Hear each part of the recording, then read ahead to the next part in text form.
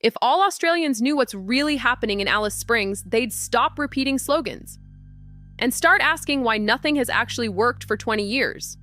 This isn't a story about blame. It's a story about a government that keeps trying the same failed approach and communities that keep being ignored by the people making decisions about their own lives. Alice Springs sits in the dead center of Australia. Around 26,000 people call it home. And for years now, it's been at the center of a national argument about crime, alcohol, and what actually helps. Here's what the evidence, not the slogans, actually shows. In 2018, the Northern Territory brought in a minimum floor price on alcohol, along with tighter restrictions.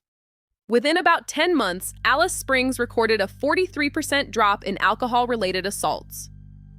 Domestic violence assaults fell 38%. That's not a talking point. That's measurable, verified change.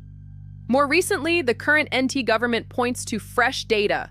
Offenses in Alice Springs fell 43% between December 2024 and 2025. House break-ins were down 79%. Domestic violence offenses fell 28%. Alcohol control is the one lever with the clearest repeated track record here.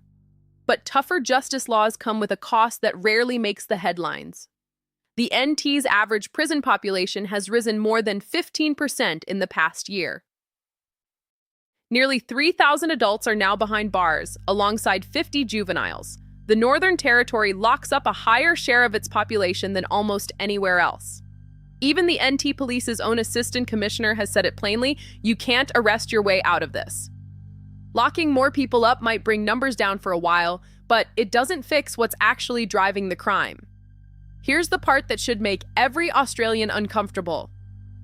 After the 2024 youth curfew was imposed on Alice Springs, Arrernte grandmothers said plainly, "We weren't consulted.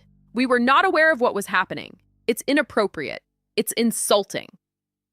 And it's making us feel that we're not part of the system or the solution." These are the people closest to the problem, and government after government keeps designing solutions in Darwin or Canberra. So, without them in the room, real lasting change in Alice Springs will need honest investment in jobs, functioning schools, and stable housing, alongside genuine partnership with the elders and families who actually live this every day.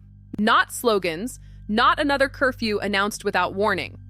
Australians deserve the truth about what works and what doesn't, not political theater dressed up as concern.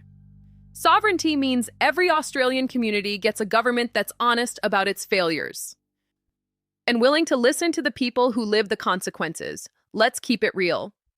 Sovereignty, truth, and faith.